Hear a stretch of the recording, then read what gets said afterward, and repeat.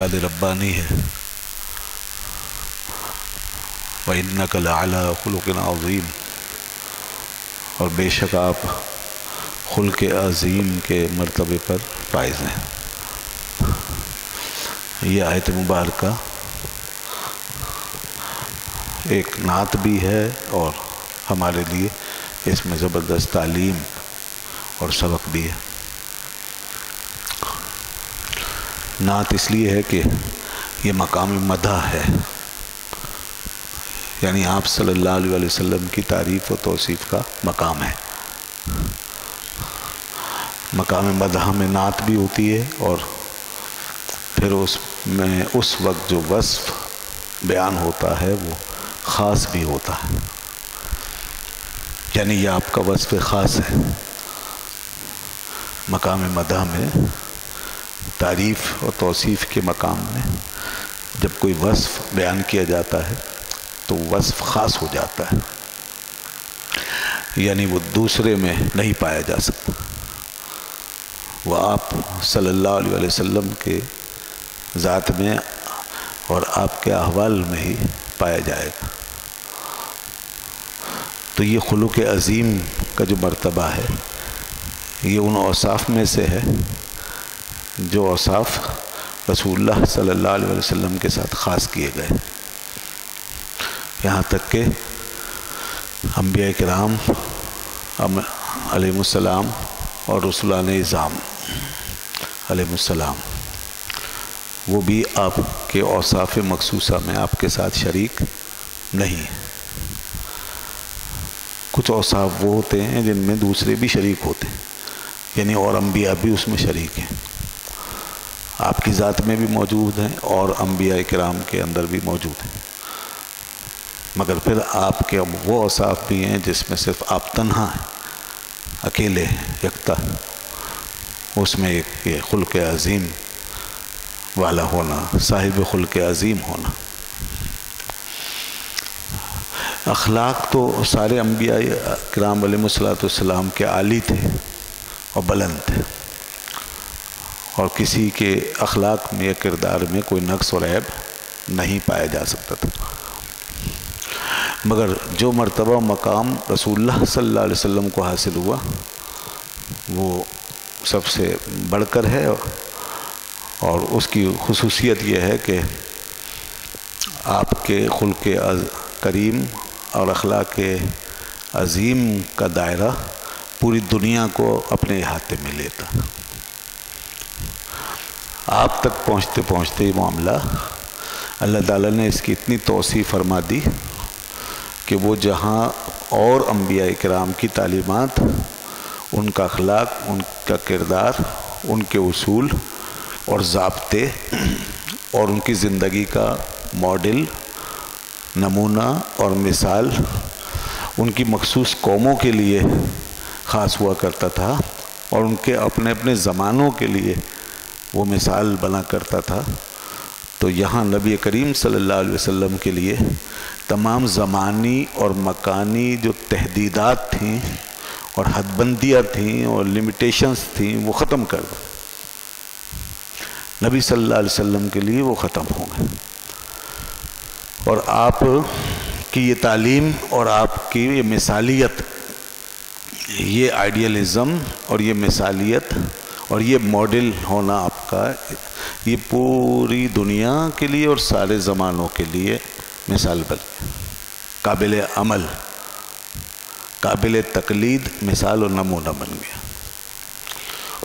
تو اسی لیے رسول اللہ صلی اللہ علیہ وسلم نے ارشاد فرمایا تھا کہ بعثت لأتمم مکارم الاخلاق، میں اس لیے مبعوث ہوا تاکہ اخلاق کی جو قدریں ان کو مکمل کر دوں۔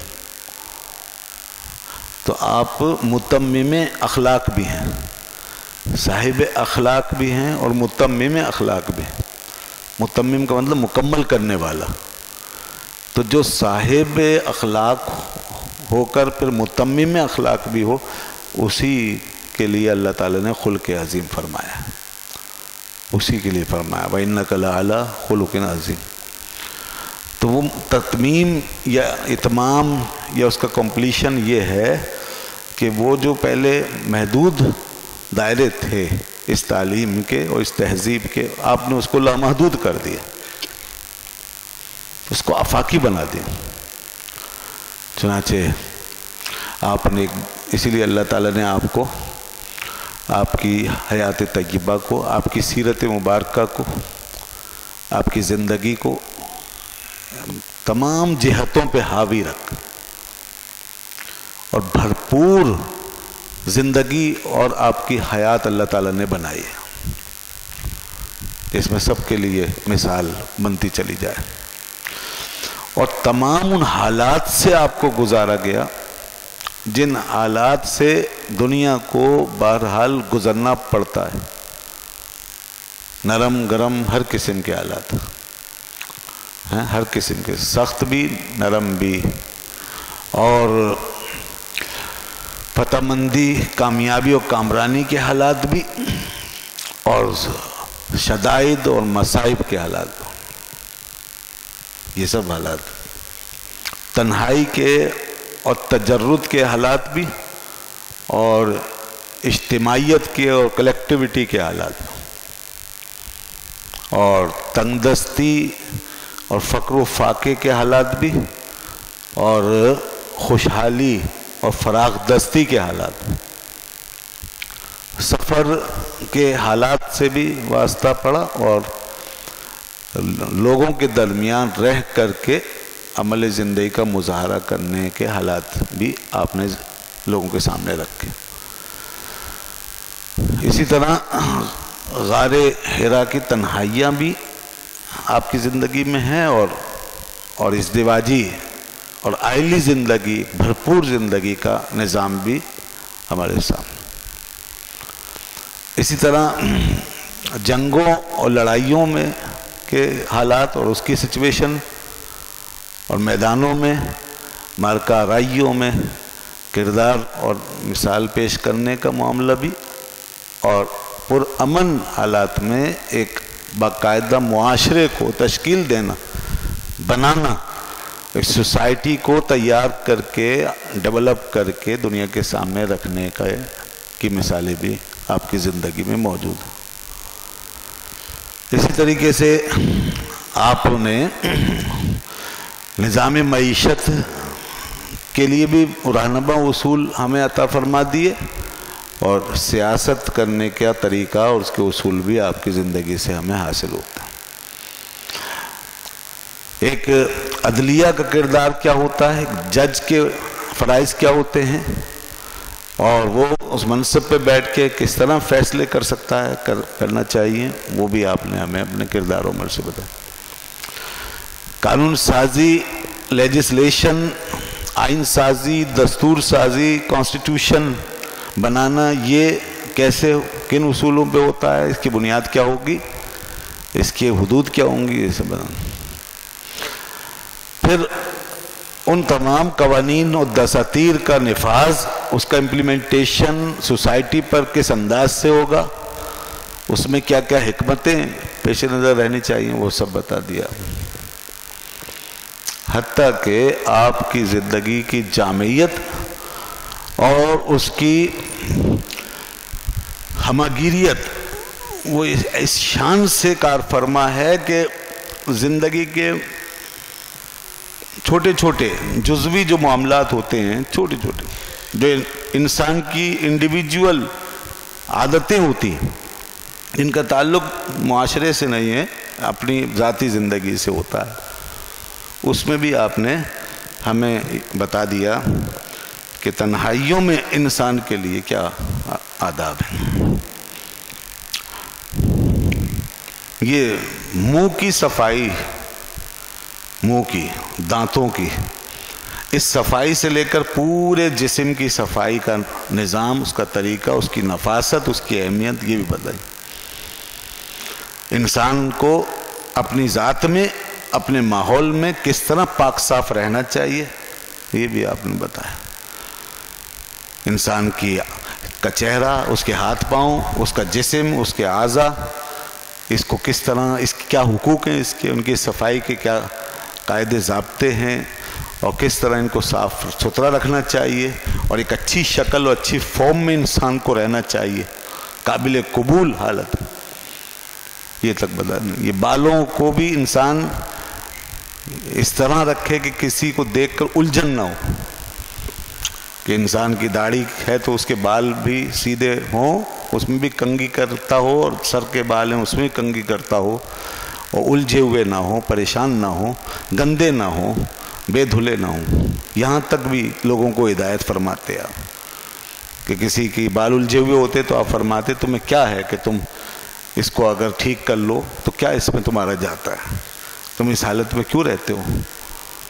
اس کی کسی کی ناگفتہ حالت دیکھتے آپ اس پہ تم بھی فرماتے کہ تم اپنے صاف ستھرے لباس میں کیوں نہیں رہتے، کیوں یہ حالت بنا کے رکھی، کیا تمہارے پاس ہے نہیں؟ وہ کہتا کہ کیوں نہیں، مجھے اللہ نے بہت دیا ہے، تو تم کیوں نہیں اس کا اظہار کرتے؟ آپ فرماتے کہ ان اللہ یحب اثر نعمتی علی عبدی، اللہ تعالیٰ اپنی نعمت کا اثر اپنے بندے پہ دیکھنا پسند کرتا ہے۔ ان اللہ یحب ان یرا اثر نعمتی علی عبدی، اللہ تعالیٰ اپنے بندے پر اپنی نعمت کا اثر دیکھنا چاہتا ہے کہ اس نے نعمت دی ہے تو اس کا اظہار کرو۔ انسان خوشحال رہ سکتا ہے، صاف ستھرا رہ سکتا ہے، صاف ستھرے لباس میں، اچھے لباس میں، پھر گندا کیوں رہے، پھٹے پرانے لباس میں کیوں پھرے؟ یہ کتنی زبردست بات ہے نا، اتنی باریک باریک باتوں میں۔ مشرکین پھر ان چھوٹی چھوٹی باتوں کو کبھی موضوع بنا لیتے تھے اور کہتے تھے کہ تمہارے پیغمبر تو تمہیں طہارت کے بھی آداب سکھاتے ہیں اور یہ چھوٹی چھوٹی باتیں بھی بتاتے ہیں، تو لوگ کہتے کہ کیوں نہیں، وہ ہمارے رسول ہیں، ہمیں سکھانے آئے، ہمیں سکھانے جو آئے ہیں، تو جو بھی سکھانے کی بات ہے وہ سکھاتے ہیں۔ معلم اسی کو کہتے ہیں نا، معلم حقیقت میں وہ ہے جو زندگی کو بدل دے۔ آج تو معلم کا مطلب ہے صرف کتاب پڑھانے والا، صرف کتاب سبجیکٹ پڑھانے والا، اور اس پہ بھی جو ہے معلم ایک بڑے لیمیٹڈ ٹائم کے لیے معلم ہے، اور وہ بھی آن جاب ہے، بس یہ معلم رہ گیا اب۔ جبکہ معلم تو وہ ہوتا ہے جو ہماری زندگیوں پر چھا جائے، معلم وہ ہوتا ہے جو ہمیں تبدیل کر دے، معلم وہ ہوتا ہے کہ جو ہمیں کھڑا کر دے۔ A teacher's job is not to educate but to initiate.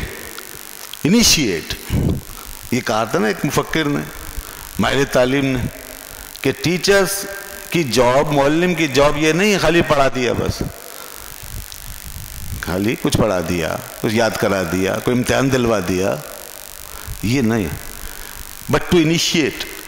Teacher تو ایڑ لگاتا ہے، جیسے گھوڑے کو ایڑ لگائی جاتی ہے پھر دوڑتا ہے، وہ تو یہ کرتا ہے، ایک بندے کو معاشرے میں چلنے پھرنے کے قابل بنا دیتا ہے، بھاگنے دوڑنے کے قابل بنا دیتا ہے، ترقی کے راستے پہ ڈال دیتا ہے تاکہ وہ پھر آگے بڑھتا چلا جائے۔ تو اس معنی میں آپ جیسا کوئی معلم ہو نہیں سکتا۔ آپ کی تعلیم کی جامعیت کا یہ عالم تھا، اس لیے رسول اللہ صلی اللہ علیہ وسلم نے بار بار یہ بات ارشاد فرمائی، انما بعثت معلما، کہ سوائے اس کے نہیں کہ میں معلم بنا کر بھیجا گیا ہوں، تعلیم دینے کے لیے آیا ہوں، معلم بن کر آیا ہوں۔ وہ تعلیم آپ کا منصب تھا، اور یہی قرآن نے فرمایا کہ وَيُعَلِّمُكُمُ الْكِتَابَ وَالْحِكْمَةَ، کتاب و حکمت بھی سکھائیں گے تم کو، اور اس کے بعد دیکھیے کہ کتاب و حکمت کے ساتھ ایک اور بات بتائی نا، کتاب و حکمت بھی سکھائیں گے۔ کتاب کیا ہے، اللہ کیا فرماتا ہے، اس کے احکام کیا ہے، پھر حکمت کیا ہے، حکمت کیا، اس کا ایکسیکیوشن، امپلیمنٹیشن، پھر زندگی کے مختلف دائروں میں سنت کے اندر ڈھال کے اس کو بتائیں گے، تو حدیث ہو گئی، سنت ہو گئی، اور پھر فرمایا وَيُعَلِّمُكُمْ مَا لَمْ تَكُونُوا تَعْلَمُونَ۔ یہ کتنی جامعیت، اور وہ سب کچھ تم کو سکھائیں گے جو تم نہیں جانتے۔ یعنی آدمی کی زندگی سنور جائے، سدھر جائے، وہ اپنی عملی زندگی میں پریکٹیکل لائف میں ایک مکمل انسان بن جائے، اور پھر اس کے بعد اس کی ذہنی وسعتیں، اس کا شعور، اس کی علمی پیاس وہ کیا مانگتی ہے؟ وہ کائنات کی کھوج مانگتی ہے، وہ علوم و فنون کی دریافت مانگتی ہے، وہ ریسرچ مانگتی ہے، وہ آگے ترقی مانگتی ہے. اور تو وہ اس کے لیے فرمایا نا وَيُعَلِّمُكُمْ مَا لَمْ تَكُونُوا تَعْلَمُونَ. یہ رسول صلی اللہ علیہ وسلم اس لیے تشریف لائیں تاکہ تمہارے لیے وہ سارے دروازے کھول دیں، تمہیں وہ اس کا راستہ بھی دکھا دیں.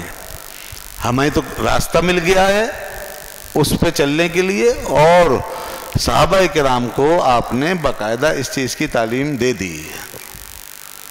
یہ تمام علوم و فنون اور یہ سارے اسرار، یہ کائنات کے بھید، یہ عالم ارض، عالم فلکیات، عالم طبیعیات، فزیکل ورلڈ، وہ میٹا فزیکل بھی ہو گیا یعلمکم الکتاب والحکمہ، اور فزیکل بھی ہو گیا وَيُعَلِّمُكُمْ مَا لَمْ تَكُونُوا تَعْلَمُونَ.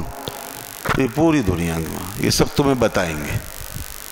تو بتایا نا حالات بخاری میں، مسلم شریف میں احادیث موجود ہیں کہ آپ نے پہلے دن سے لے کر کے قیامت تک کے، اور جنتیوں کے جنت میں داخل ہونے تک، جہنمیوں کے جہنم میں داخل ہونے تک سارے حالات بیان فرما دے. یہ سب بتا دیا نا. جو کچھ نہیں جانتے تھے لوگ وہ سب بتا دے. لوگ کہتے ہیں ہم جتنا یاد رہا، جو بھول گئے وہ بھول گئے. یہ ایکسٹرا علم تھا جو ہمیں دیا گیا، کائنات کے حقائق ہم پہ کھول دی. مگر یہ محض صرف کائنات کا مطالعہ صرف کائنات کی حد تک نہیں تھا، بلکہ یہ بھی اللہ کی معرفت، اس کی پہچان، اس کی ربوبیت کی نشانیاں، اس کی توحید کی نشانیاں، ان چیزوں کو انڈرسٹینڈ کرنے کے لیے تھا، ان تک پہنچنے کے. تو یہ مطالعہ کائنات کا دینی جو معیار ہے، دینی تصور، معیار تصور وہ یہی ہے مطالعہ کائنات کا، کہ اللہ تعالیٰ کی ربوبیت اور اللہ تعالیٰ کی الوہیت کی نشانیاں انسان جہاں تک جا سکے وہاں تک جا کر ان کو پہچانے. یہ اس سینس میں ہے، محض مادہ برائے مادہ نہیں ہے، مطالعہ برائے مطالعہ نہیں ہے، محض علم برائے علم نہیں ہے، بلکہ یہ اس رسائی تک، اس رسائی کو پانا ہے، اس اپروچ کو. تو خیر میں بات کر رہا تھا اخلاق عالیہ کی. تو اس اخلاق عالیہ کا احاطہ پھر وہ شان معلمیت میں ڈھل جاتا ہے. یہ اخلاق عالیہ، یہ خلق عظیم جب معلمیت میں ڈھل جاتا ہے تو پھر یہ آگے ایک ایسے سورج کی مانند ہو جاتا ہے. آپ کا خلق عظیم ایک ایسے سورج کی مانند بن جاتا ہے کہ جس سے روشنی پھوٹ کر کائنات کے گوشے گوشے میں پہنچنا شروع ہو جاتے، اور جس کے سامنے جو جتنا اپنا اینگل صحیح کر کے رکھے گا اتنا ہی سورج اس کے اندر منعکس ہوگا. یہ وہ شان ہے پہلا آپ کے اخلاق عالیہ کی. یعنی آپ اس مرتبے مقام پر خلق عظیم کا اب ایک اور پہلو میں آپ کے سامنے رکھ رہا ہوں. ایک تو جامعیت ہو گئی نا، اس کے ساتھ پھر ذرا اس اینگل سے بھی دیکھیں.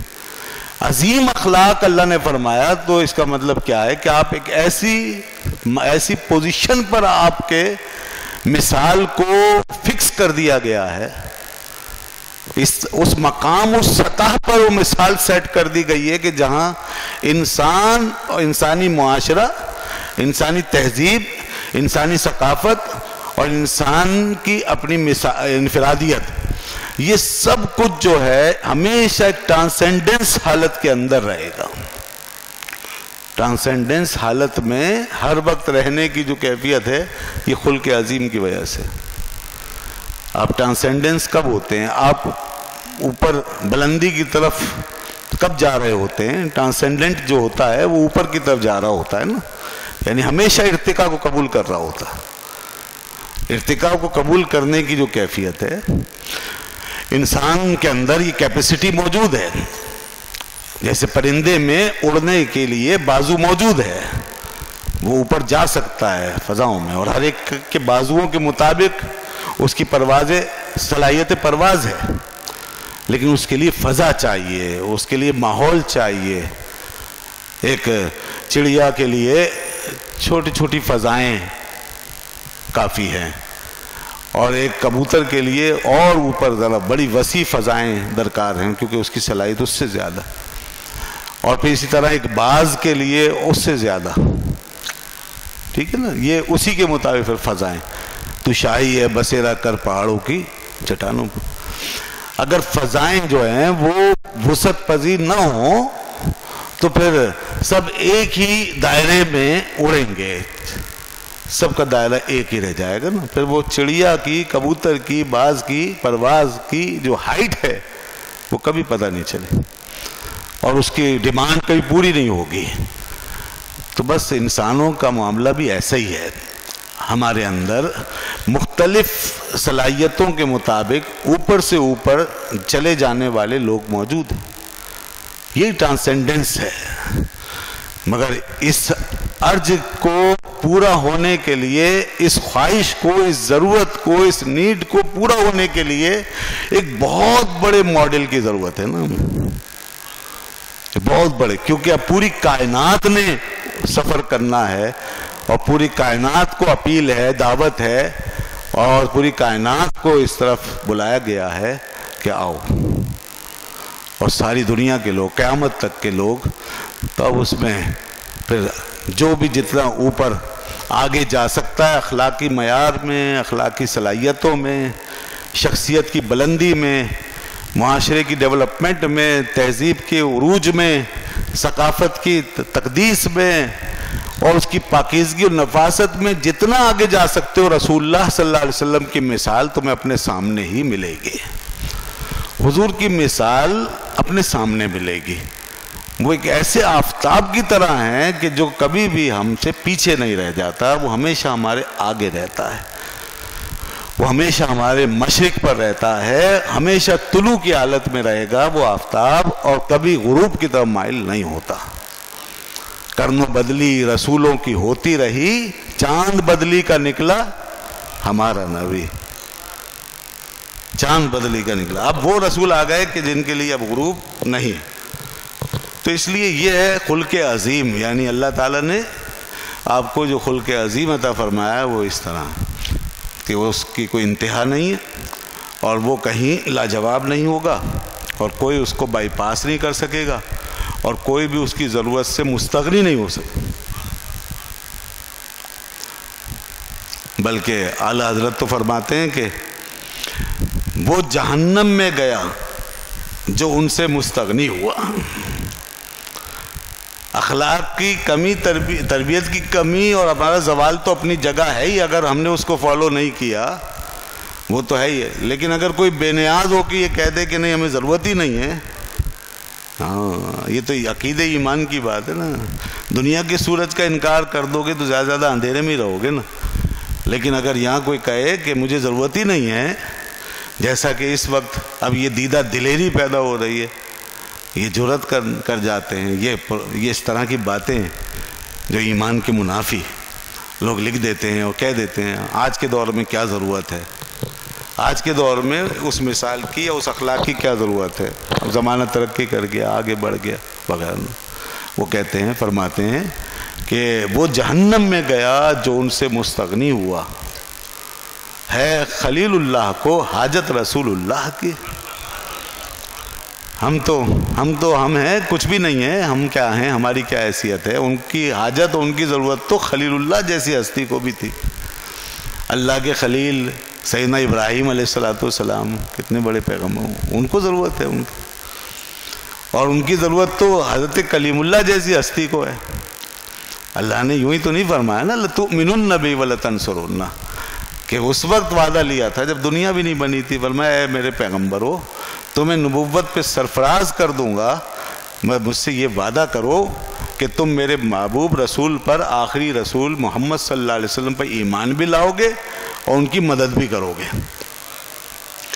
تو مدد کرنے کا راستہ یہی ہے نا کہ ان کے پیچھے پیروی کرو گے، اور جو دین ان کا ہے اس کو اپنا لو گے اور اسی کو پھیلاؤ گے اور انہی کی نبوت کو عام کرو گے، یہی ہے نا مدد۔ یعنی اگر کوئی پیغمبر آپ کی زمانے میں ہوتے تو پھر صورتحال کیا ہوتی؟ پھر وہ اپنے دین کی تبلیغ نہ کرتے، آپ کے دین کی کرتے. اگر کوئی اور پیغمبر بھی آپ کے زمانے میں ہوتے، پھر وہ اپنی نبوت کا اعلان پرچار نہ کرتے، آپ کی نبوت کا اعلان پرچار کرتے. پھر وہ اپنا کلمہ نہ پڑھاتے، آپ کا کلمہ پڑھاتے. یہی بات فرمائی نا ایک حدیث میں. ایک حدیث میں آیا کہ حضرت عمر رضی اللہ عنہ سے آپ نے ارشاد فرمایا لو کان موسیٰ حیا ما وسعہ الا اتباعی. یہ صحیح حدیث میں فرمایا کہ اگر موسیٰ علیہ السلام بھی آج اپنی ظاہری حیات کے ساتھ ہوتے نا تو میری اتباع کے بغیر گزارا نہیں ہوتا، انہیں بھی میری پیروی کرنی پڑتی. کیونکہ ظاہر سی بات ہے کہ سورج جو ہے سورج ہے، اور پھر باقی ستارے اور دیگر سارے اجرام فلکی سب سورج سے ہی مستفیض ہوں گے نا. تو سمندر ہے اور پھر سارے دریا اور ساری نہریں سب اسی میں گریں گی نا.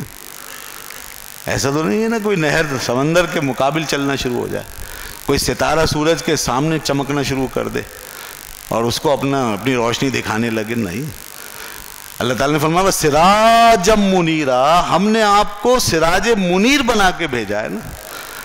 آپ کو ساری دنیا کو روشن کرنے والا سورج بنا کے بھیجا ہے، آفتاب بنا کر بھیجا.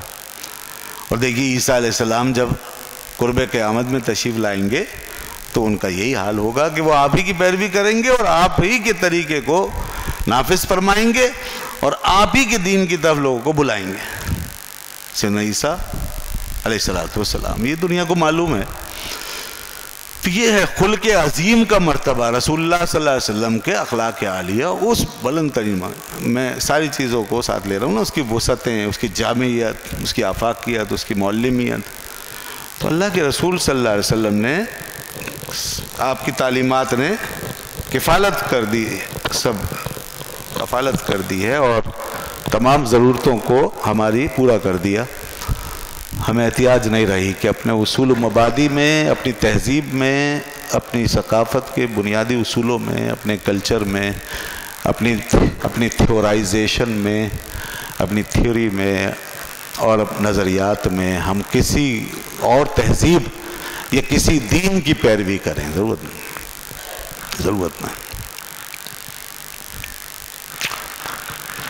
جو بنیاد ہے اس پہ تو کوئی کمپرومائز ہو ہی نہیں سکتی نا، کوئی نہیں ہو سکتا. اصولوں پہ کمپرومائز نہیں ہو سکتا. ہماری جو شناخت ہے اس پہ کمپرومائز نہیں ہو سکتا. ہمارے جو فرائض ہیں بنیادی ان پہ کمپرومائز نہیں ہو سکتا. ہماری جو اسٹرکچر ہے پورا دین کا اس پہ کمپرومائز نہیں ہو سکتا. خاندانی نظام کا ایک اسٹرکچر ہے مرد و عورت کے حقوق کے حوالے سے، سیاسی نظام کا ایک اسٹرکچر ہے اس پہ کمپرومائز نہیں ہو سکتا. معاشی نظام کا ایک اسٹرکچر ہے اس پہ کمپرومائز نہیں ہو سکتا. کچھ احکامات اس کی ڈیٹیل میں آتے ہیں جو نافذ ہوتے ہیں، فرض ہو جاتے ہیں، لازم ہو جاتے ہیں، اس پہ کمپرومائز نہیں ہو سکتا.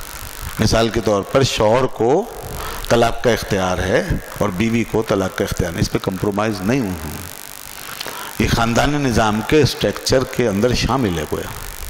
ٹھیک بات. اور اسی طریقے سے مرد کی بنیادی ذمہ داریاں اور عورت کی بنیادی ذمہ داریاں اس کو چینج نہیں کیا جا سکتا، اس پہ کمپرومائز نہیں. ایک حاکم وقت کو کس حیثیت سے مسلمانوں پہ حکومت کرنی ہے اس پہ کمپرومائز نہیں ہو سکتا. وہ حاکم مطلق نہیں بن سکتا. وہ صرف اور صرف اللہ اور رسول صلی اللہ علیہ وسلم کے حکم کو دنیا پہ پیش کرے گا. وہ اس کا منصب، ہمارے یہاں تصور ہے خلافت کا، تو خلافت اگر ایز سچ نافذ نہ بھی ہو تو خلافت کی جو تھیم ہے، جو اس کی فلسفی ہے، وہ یہ ہے کہ جو بھی حاکم ہوگا وہ خدا رسول کے مقابلے میں نہیں ہو. خدا رسول کے قانون کو، چاہے وہ جمہوری نظام کے تحت آئے، چاہے وہ ڈکٹیٹرشپ کے ذریعے سے آئے، چاہے وہ بادشاہ بن کر آئے، چاہے ملوکیت کا دور ہو، تو جو بنیاد ہے اس پہ سمجھوتا نہیں ہوگا. صورتوں پہ ہو سکتا ہے، جمہوری نظام اگر اپنا لیا گیا ہے تو کوئی حرج نہیں. ایک زمانے تک ملوکیت رائج رہی ہے، کوئی حرج نہیں ہے. بڑے بڑے لوگ اس ملوکیت کے ماتحت چلتے گئے، اس میں کوئی مسئلہ ایسا نہیں ہوا کہ کسی نے اس کے خلاف محاذ باندھا ہو کہ بادشاہ کہاں سے آ گئے. یہ جو صورت پرستی ہے نا، صورت پرستی، اور اسلام کو صورت پرستی کے انداز میں پیش کرنے کا جو عمل ہے، یہ کچھ لوگوں کی شدت پسندی ہے، انتہا پسندی. اس نے بڑے مسائل پیدا کیے اور اس نے تاریخ کو بھی مشکوک کر کے رکھ دیا، اور پوری ہمارے جو ایک تاریخی تقدس ہے اور اسلاف کی جو عظمت ہے اس کو پراگندہ کر دیا. چھوٹے چھوٹے ذہنوں نے جنہوں نے اسلام کے 2 لفظ پڑھے اور انہوں نے صرف اپنا امتیاز ظاہر کرنے کے لیے، اپنی پہچان کے لیے کہ، اور پھر اس کے بعد کیا ہوا ہے کہ چھوٹے چھوٹے گروہوں نے خلافتوں کے دعوے کر کے آپس میں جو کچھ تو خون کیا ہے اس کی مثال نہیں ملتی بردری. جس کے بعد اب سمجھ جانا چاہیے ہمیں اس بات کو کہ ہمارے اسلاف کتنے جہاں دیدہ تھے، کتنے وسیع النظر لوگ تھے. وہ اسلام کی حقیقت کو کتنے بہتر انداز میں سمجھتے تھے کہ انہیں معلوم تھا کہ اگر صورتوں میں تبدیلی ہو رہی ہے تو ہمیں بنیاد کو بہرحال قائم رکھنے کی کوشش کرنی ہے. صورت تبدیل ہو رہی ہے تو کوئی مذائقہ. میں تھوڑا سا آگے بڑھ گیا ہوں اپنے موضوع میں، تو ذرا سے اس پہ ایک بات اور بڑھا دوں، وہ بھی سن لیجئے. ایسی ایک صورت پرست صاحب تھے جو خلافت ایز سچ پر اصرار کر رہے تھے، اور ان کا تعلق ایک ایسی کسی تنظیم سے تھا. میں نے ان سے کہا کہ اگر ایسی بات تھی تو رسول اللہ صلی اللہ علیہ وسلم یہ کیوں فرمایا کہ خلافت 30 سال رہے گی، اس کے بعد ملوکیت ہوگی؟ اس کا کیا مطلب ہے؟ پھر 30 سال کی تحدید کیوں کی؟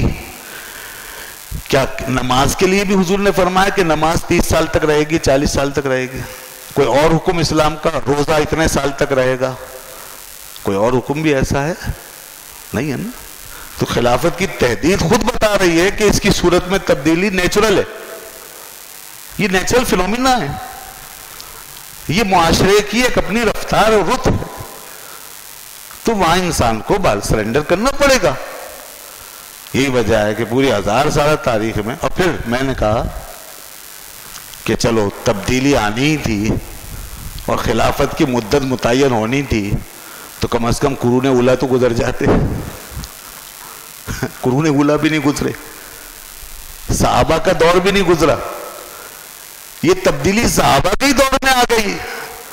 تو اب اس سے زیادہ واضح مثال کیا ہوگی کہ جب صحابہ کے دور میں یہ تبدیلی قبول کر لی گئی تو آپ اور میں کس کھیت کی مولی ہے؟ آپ اور میں کیا کون سا زور لگا لیں گے؟ اور زور لگا کے دیکھ لیا، دیکھ رہے ہیں ہم زور لگا کے. تو بس یہ ایک صورت. لیکن ملوکیت، اب ملوکیت کو لوگ کنڈیم تو کرتے ہیں مگر سمجھتے نہیں ہیں کہ ملوکیت کے 2 فیز ہیں. ملوکیت کا ایک فیز تو وہی ہے جس میں کہ جو خلافت کی حقیقت ہے وہ بھی مسخ ہو جائے، یعنی خدا کے حکام نافذ نہ ہوں، بادشاہوں کا حکم چلنے لگے، اللہ کا قانون بدل جائے، ظلم ہونے لگے، زیادتیاں ہونے لگے، ویسے ہی جیسے یزید جیسے لوگوں کے دور میں ہوتا تھا. یہ کنڈیمیبل ہے. لیکن اگر ملوکیت خلافت کی روح کو اپنا کر، ملوکیت ہی کے رنگ میں خلافت ہی کی روح کو نافذ کر کے رکھے اور عدل و انصاف کا بول بالا کر دے اور خدا سے ڈرنے اور تقوی و پرہیزگاری کی بنیاد پر نظام چلے اور اسلام کے قوانین نافذ ہوں، تو ایسی ملوکیت ہم جیسوں کی خلافت سے بھی لاکھ گنا بہتر ہے. وہ کیوں؟ اس لیے کہ حضرت عمر بن عبدالعزیز جیسا آدمی دوبارہ نہیں آیا. دیکھو ملوکیت تھی، بادشاہت تھی، مگر دیکھ لیجئے حضرت عمر بن عبدالعزیز رضی اللہ عنہ جو اموی دور ملوکیت میں سے ایک تھے. عمر بن عبدالعزیز ملوکیت کیا تھی جناب؟ سبحان اللہ. انہوں نے جس خوف خدا سے کام لیا اور جس طرح روح خلافت کو انہوں نے اپنے ہاتھوں سے دانتوں سے پکڑ کے رکھا ہے اور اس کو قائم رکھا اور جو عدل کیا، تو لوگ کہتے ہیں خلافت راشدہ کی یاد تازہ ہو گئی. تو روح کی طرف جاؤ، یہ ہے اسلام. ہم کمپرومائز نہیں کر سکتے روح کے ساتھ، اسپرٹ کے ساتھ، فلسفی کے ساتھ، نظریے کے ساتھ. اور اسی نظریے کو، فلسفی کو ڈیفائن کرنے والے واضح جو احکام ہیں ان کے ساتھ کمپرومائز. لیکن اس کے بعد اسلام نے، دین نے باوجود اتنی جامع قسم کی سیرت اور ماڈل ہونے کے پھر ہمیں اسپیس دیا، گنجائش دی. اگر ہمیں مجبوریوں کے تحت یا کسی آسانی کے تحت اپنی فارمز میں، صورتوں میں کہیں کہیں رعایتوں سے فائدہ اٹھانا پڑے تو وہ اٹھائے. زمانے کے ساتھ چلنے کے لیے، معاملات کے لیے اس کی اجازت دی. پھر بہت سے معاملات آپ کے لیے اس میں بہت ساری مثالیں موجود ہیں. ہاں، جہاں جہاں فارمز اور صورتیں متعین ہو گئیں، فکس کر دی اور اس پہ ہمیں پابند کر دیا، اس میں پھر ہمارے لیے کوئی رعایت نہیں. ٹھیک ہے. تو اب دو طرح کے احکام ہیں. ایک تو وہ جو عبادت، خاص عبادت کے رنگ میں ہمیں دیے گئے، جیسے نماز ہے، روزہ ہے، حج ہے، اس کی فارمز متعین ہے. فارمز متعین، یہ بدل نہیں سکتے، اس میں چینج نہیں لا سکتے. قرآن کا ٹیکسٹ ہے، اس کو اسی طرح پڑھنا ہے، اس کو بدل نہیں سکتے. نماز کا طریقہ ہے، اس کو بدل نہیں سکتے. اور دوسرا جو ہے ہمیں عادت، طبیعت، فطرت کے طور پہ دیے گئے احکام، رسول اللہ صلی اللہ علیہ وسلم کی عام زندگی میں جو ایک عادت کے طور پر جو چیزیں اپنائی جاتی ہیں، فطری ضرورت کے طور پہ جن چیزوں کو اپنایا جاتا ہے، بنیادی ریکوائرمنٹس اور نیڈز کے طور پہ جن چیزوں کو اپنایا جاتا ہے، اس میں رسول اللہ صلی اللہ علیہ وسلم نے جو کچھ کیا ہے، اس میں کوئی شک نہیں کہ وہ بھی ایک ماڈل ہے اور بخدا اس کا کوئی متبادل نہیں ہے. مگر اس میں یہ گنجائش ہے کہ ہم اپنی سہولتوں کے مطابق کھا سکتے ہیں، پہن سکتے ہیں، رہ سکتے ہیں، اپنے صفائی ستھرائی کا اپنے دور کے معیار کے مطابق بندوبست کر سکتے ہیں، وغیرہ وغیرہ، اپنی سہولت کے مطابق سواریوں کا انتظام کر سکتے ہیں. مگر جو رسول اللہ صلی اللہ علیہ وسلم نے کیا، خدا کی قسم، باوجود اس کے کہ زمانہ ہزاروں کروٹیں لے چکا ہے اور ہم چاند پہ پہنچ چکے ہیں، اور چاہے ہمیں رسول پاک صلی اللہ علیہ وسلم کے اس صورت ماڈل کی اس صورت کو اپنانے میں چاہے کتنا پیچھے جاتا ہوا آپ محسوس کریں اور کتنا اپنے آپ کو بیکورڈ سمجھیں خدا نخواستہ، اور کتنا ہی ہم اپنے آپ کو سادہ کیوں نہ سمجھ رہے ہوں، یہ بات طے ہے کہ جو رسول اللہ صلی اللہ علیہ وسلم نے کیا، عادتاً بھی جو کیا، فطرتاً بھی جو کیا، اور انسانی بنیادی ضرورتوں کے تحت بھی جو کچھ کیا ہے، اور جس فارم میں اور جس شکل میں کیا، اس سے بہتر کوئی چیز نہیں ہے. اس سے بہتر کوئی چیز نہیں ہے، یہ طے ہے. آج دنیا مان رہی ہے تھوڑا تھوڑا کر کے، کل اور مانے گے، کل مانیں گے. ہم جب یہ ساری ترقیاں، سارے ہمارے فیشن، سارے ہمارے ڈیزائن، یہ ساری ہماری ایجادات، یہ ساری مشینریاں جب اپنی پورے کلائمیکس پر ہمیں جب بالکل ہمیں چت کر دیں گے نا، اور ہمیں مار مار کے اور اپنے نقصانات سے ہمیں اتنا مجبور کر دیں گے کہ ہم جب توبہ کریں گے نا اس دنیا سے، اس ترقی سے، تو پھر رسول اللہ صلی اللہ علیہ وسلم کی یاد آئے گی، پھر یاد آئے گی، بخدا آئے گی. آپ کو آتی ہے، چھوٹی چھوٹی باتوں میں آتی ہے. دیکھو نا، ڈاکٹر دنیا کی ہزاروں دوائیاں، میڈیسن، علاج، آپریشن، سرجری، ہومیوپیتھک، ایلوپیتھک سب چھوڑوا کے بہت دفعہ کہتے ہیں بھائی وہی کھاؤ جو سب اللہ کے رسول نے تناول فرمایا. پھر یہی علاج ملتے ہیں بہت سے معاملات میں. پرہیز کرتا آدمی تو پھر وہ انسان کھاتا ہے، وہی غذائیں کھاتا ہے، وہی خوراک لیتا ہے، وہی سادہ غذا، وہی سبزی ترکاری، وہی لوکی کا استعمال. دیکھیں نا، انسان پھر وہیں چلا جاتا ہے. کہاں گئی وہ چائنیز ڈشیں اور فرینچ کھانے اور بریٹن کھانے اور آج کل کے ہمارے ذائقے، لذتیں، اور یہ سب چھوٹ جاتا ہے آدمی کا، وہیں جاتا ہے. تو یہ ایک حقیقت ہے. یہ خلق عظیم. خلق عظیم کا تیسرا مفہوم یہ سمجھ لیں یہاں پہنچنے کے بعد، بس خلق عظیم وہ ہے کہ جس کے بغیر انسانوں کا گزارا نہیں ہے. وہ انسانیت کی ضرورت ہے، چاہے انسان اسے محسوس کر رہا ہو یا نہ کر رہا ہو، چاہے وہ سمجھ رہا ہو کہ میں آگے بڑھ گیا ہوں، مگر وہ خلق عظیم وہ ہے جو انسان کی سب سے بڑی ضرورت ہے، انسان کی نیڈ ہے. انسان کو بہرحال بالآخر اسی میں پناہ ملے گی، اسی سے انسان کو حقیقی جو ہے وہ راحت ملے گی.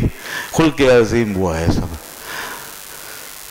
آج بھی ہم اپنے منہ کی صفائی اور دانتوں کی صفائی کے لیے برش اور جناب یہ آپ کے پیسٹ اور کیا کیا استعمال کر رہے ہیں نا, ٹھیک ہے, اس میں گنجائش ہے, آپ آج کے دور کے مطابق کر سکتے ہیں, مگر بخدا میں یہ بات اپنے تجربے سے کہہ سکتا ہوں, آپ بھی تجربہ کریں, جو چیز اللہ کے رسول کے عمل میں ہے, مسواک میں, وہ دنیا کے کسی پیسٹ میں نہیں آ سکتے, جو کسی اور طریقے میں نہیں آ سکتے. وہ اتنا نیچرل ہے, وہ اتنا فطری ہے, وہ ایک ایسی چیز ہے. اب میں اگر حوالہ دوں امریکہ کی ریسرچ کا, وہاں ریسرچ ہوئی ہے اور دنیا میں ریسرچ ہوئی ہے, باقاعدہ تحقیق ہوئی ہے کہ دنیا میں دانتوں کو صاف کرنے کے لیے جتنے بھی طریقے ہیں, ان میں سب سے زیادہ محفوظ طریقہ وہی ہے کہ لکڑی کے ذریعے سے, درخت کی لکڑی سے اس کا برش بنا کے اس سے صاف کرنا, جس کو مسواک کہتے ہیں. یہ اتنا سود مند, اتنا کارآمد اور اتنا اس کے اندر حفاظت ہے ہماری کہ کہتے ہیں بیکٹیریا سب سے زیادہ اسی طریقے سے مرتے ہیں. ہمارے منہ کے بیکٹیریاز اس سے مرتے ہیں سب سے زیادہ, اور چیزیں اتنی مؤثر نہیں. اور مسوڑوں کی حفاظت بہترین طریقے سے کرتا ہے یہ عمل, لکڑی کا عمل. اس کے علاوہ اس کا نقصان نہیں ہے. برش جو بھیج دیتا ہے اور مسوڑوں کو تباہ کرتا ہے اور دانتوں کو نقصان پہنچا دیتا ہے, اس کے اندر وہ نقصان نہیں. اب آپ کی مرضی ہے, آپ اس کو اختیار کریں یا نہ کریں. زیادہ سے زیادہ اس کا حکم یہ ہے کہ سنت ہے, فرض واجب نہیں ہے. اگر کوئی نہیں کرتا تو گناہگار نہیں ہے, لیکن وہ ہم اس کے فوائد سے, اس کی برکتوں سے ضرور محروم رہ جائیں گے. وہ چیز اسی میں ہی ہے, بس اس کا متبادل نہیں ہو سکتا. یہ ایک چھوٹی سی مثال ہے, غور فرمائیے آپ. ہم آپ چمچوں کانٹوں سے کھاتے ہیں, کھانا پسند کرتے ہیں, اس کو ہم نے اپنی صفائی کا معیار بنایا ہے, ٹھیک ہے نا. اسلام نے فرض واجب نہیں کیا کہ آپ اس سے نہ کھائیں, اور یہ گناہ یا حرام نہیں, کھا سکتے ہیں. آپ کو اگر اس سے سہولت ہے, آپ کے لیے جائز ہے. لیکن اگر رسول اللہ صلی اللہ علیہ وسلم نے اپنے دستے مبارک سے کھایا نا, تو اس کے اندر جو طبی اور روحانی اور ظاہری اور باطنی فائدے ہیں, وہ بس اسی میں ہی ہیں. وہ فائدے اس میں کنورٹ نہیں ہوتے. آپ اختیار کرتے ہیں مگر اس میں وہ فائدے کنورٹ, اس میں جو لعاب انگلیوں سے بن کے اندر جاتا ہے, وہ ہمارے نظام ہضم پہ جو اثر دکھاتا ہے, وہ پھر ریسرچ کرنے والے پڑھاتے رہتے ہیں, جانتے ہیں. یہ نیچرل طریقہ, اس سے اور بھی بہت سے فائدے. بہرحال یہ چیزیں کہنے کا مطلب یہ ہے کہ رسول اللہ صلی اللہ علیہ وسلم کی ذات ہمارے لیے اس مقام مرتبے پہ فائز ہے کہ جہاں رسول اکرم صلی اللہ علیہ وسلم کی ہر چیز ہمارے لیے کارآمد, آپ کی ہر مثال ہمارے لیے مفید, سودمند, اور دنیا اور آخرت میں ترقی, روحانیت, برکت کا ذریعہ ہے. اس کے ساتھ کوئی نقصان ہمیں نہیں پہنچ سکتا, کیونکہ اللہ نے آپ کو صاحب خلق عظیم بتایا ہے, اللہ نے آپ کو رحمت للعالمین بنایا ہے, اللہ نے آپ کو رؤوف الرحیم بنایا ہے. اس لیے یہ ہو ہی نہیں سکتا کہ رسول اللہ صلی اللہ علیہ وسلم سے قولن یا فعلن یا عملن کوئی بات ایسی پہنچے جس میں لوگوں کا نقصان ہو. نقصان نہیں ہو. اس سے کم از کم ایک عظمت کا تصور اپنے دماغوں میں جاگزی کر لیجیے, اور یہ تصور ذہن میں ہمیشہ رکھیے. عمل کی سطح وہاں تک پہنچ پائے یا نہ پہنچ پائے, اس پہ عمل ہو سکے نہ ہو سکے, لیکن کم از کم یہ بات ہمارے دماغوں میں ہونی چاہیے, جاگزی رہنی چاہیے کہ بس اللہ کے رسول صلی اللہ علیہ وسلم کی ہر بات ہمارے لیے مقدس بھی ہے, قابل عمل بھی ہے, مفید بھی ہے. اور آخری بات یہ کہ خدا تک پہنچنے کا راستہ, اس پہ تو اللہ تعالیٰ کوئی رعایت نہیں دیتا. آپ کو دانت صاف کرنے کے لیے برش کی اجازت دیتا ہے, آپ کو کھانا کھانے کے لیے چمچے کی اجازت دیتا ہے, مگر اللہ تعالیٰ اس بات میں کوئی رعایت نہیں فرماتا کہ جو میرے محبوب کے طریقے پہ چلتا ہوا آئے گا وہی میرا زیادہ قرب پائے گا. اس پہ کوئی رعایت نہیں دے. یہ محبوبیت بھی ہے اصل میں, یہ اخلاق کے ساتھ, معلمیت کے ساتھ محبوبیت کا معاملہ بھی. تو اگر کوئی یہ چیز, اس دو چیزیں ہیں ایک دوسرے کے مقابلے میں, ایک رسول اللہ صلی اللہ علیہ وسلم کے مطابق ہے اور ایک حضور کے مطابق نہیں ہے. شرن دونوں جائز ہیں, مگر جو مطابق ہے اس میں اللہ کا قرب و معرفت زیادہ ہے. یہ طے. یہ صرف اس حد تک کہ اس میں ایک مقصد پورا ہوا، اس حد تک جائز ہوگا، جتنی نیت ہے اتنا ثواب بھی ہوگا، مگر جو صورت میں بھی مطابق ہو گیا حضور کے، اس کے قرب محبوبیت کا کہنا ہی کچھ اور ہے۔ اللہ فرماتا ہے قُلْ إِن كُنتُمْ تُحِبُّونَ اللَّهَ فَاتَّبِعُونِی، اے محبوب آپ فرما دو اگر یہ اللہ سے محبت کرتے ہیں تو صورت و سیرت میں تیرے اندر ڈھل جائیں، اور جب یہ تیرے اندر ڈھل جائیں گے تو پھر یہ محبت نہیں کریں گے، میں خود ان سے محبت کروں گا۔ یہ ہے وہ مقام جو ہمیں محبوب بنا دیتا ہے جب ہم ان کے طریقے پر عمل پہ چل رہے ہوتے ہیں۔